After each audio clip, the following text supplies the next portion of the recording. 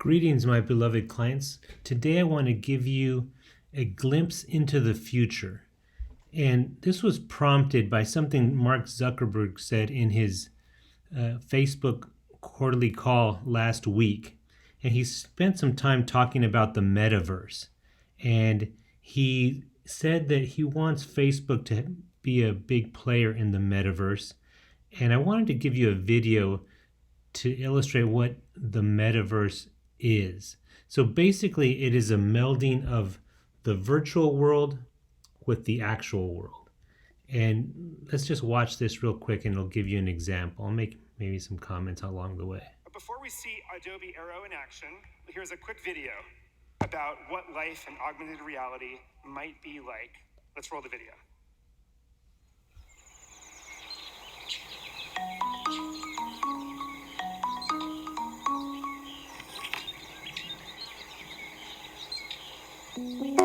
Play music. Okay. There's been an update Notice that the dog is virtual. to your calendar. Show calendar.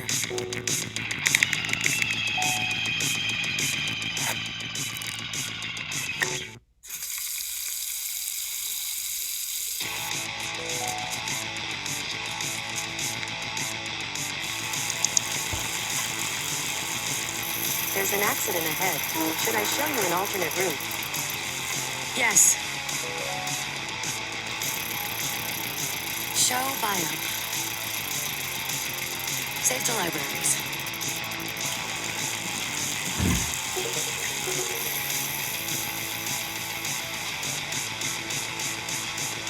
Oh, hey, Jordan.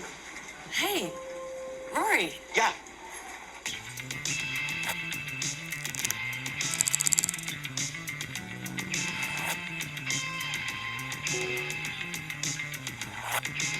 I saw this on my ride in. Might be cool. Climb half dome.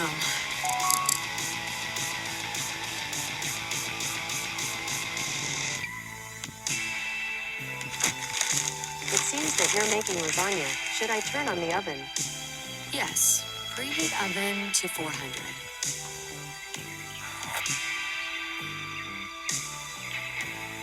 Open preferences.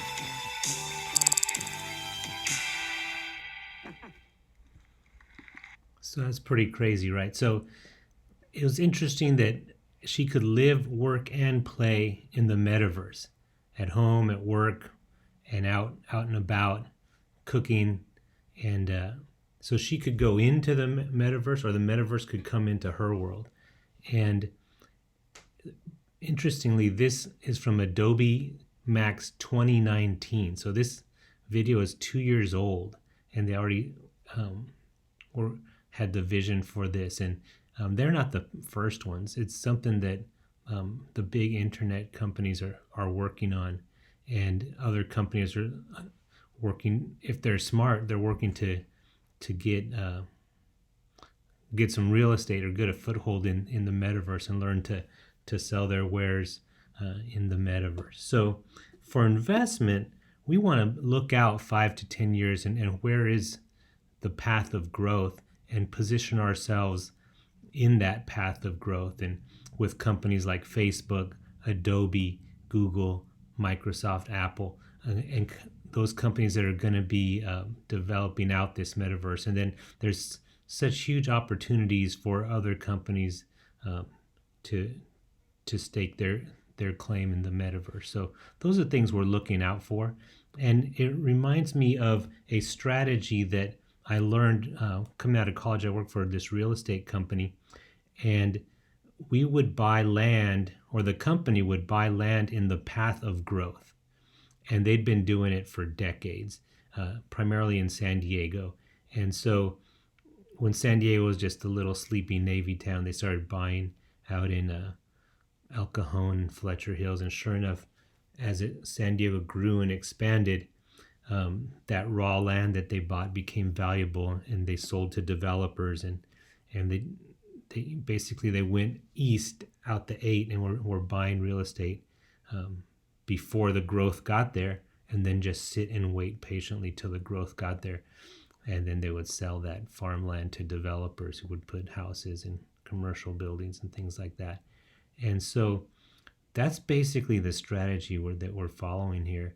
And they continue to do it. They did it going east out the 8 and going north up the 15. They were buying in, Tierra Santa and Scripps Ranch and Poway and Rancho Bernardo before the growth got there. And then they would just sit and wait, and then the growth would come and they'd get a good return. And also in North County, they also did it in Las Vegas. When they saw Las Vegas start to grow, they were buying land outside, and sure enough, the growth worked its way out there, and they were able to sell those properties for a good profit. So the metaverse is the next great real estate opportunity, and I say real estate really in quotes, but what companies are going to be staking their claim out there, and the developers would be the Adobes and Facebook and Google and Apple and Microsoft. And those type of companies should do well, but then they're going to buy up companies that find ways to work in the metaverse. Like, for example, on a personal level, I just invested in this company that is a dating app for gamers, and it's really weird because it's in the metaverse, and so these gamers go in here and they create so it's kind of like this virtual reality that they're inside there, and they're meeting people, and then they come out and they meet them for reals. And so just wanted to give you a glimpse into the future and what we're thinking about in the office, and how we could be looking out 5 years and say, where's the path of growth, and let's go there, and then just wait for the market to catch up. So hope that's helpful, insightful. And when we look out a few years, we don't really have to worry about what's going on day to day and with interest rates and the Fed and that type of thing, because those can't impact the world long term. They could impact the markets on the short term, but really that's never made or broken any of these great breakout companies like Apple and Amazon, and they don't owe their success to who was in the White House or who was running the Fed or if unemployment was high or low.